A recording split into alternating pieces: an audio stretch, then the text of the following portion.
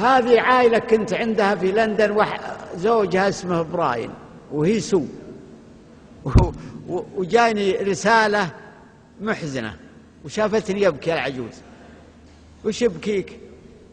قلت أنا كذا، خليني يبكي، خليني يبكي يا براين ويا سو.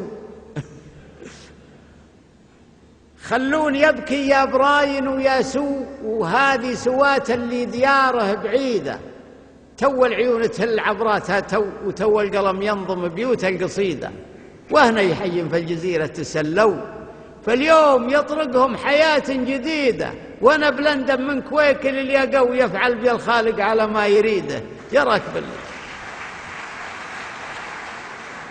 وانا بلندن من كويك اللي يقو يفعل بي الخالق على ما يريده. يراك باللي مشيها يقطع الدو من قبل تصنع، شجعتها الجريدة صناعها بصنعها قد تروى وتنشر، دعايتهم سنين عديدة نفاذة ما تسبح إلا على جو تسمع لها، تحت الكواكب وقيده جناحها ينسف، ضباب من النو ضخات غيم ممزون سديده اللي ينفرج بين الصواعق، لها فوع بروز ماصل زيد الكيل، سيد الترمق ويسبق صوتها، شعت الضوء خواتها صارت عليهم فريدة، يهي يلي في ظهرها تساووا.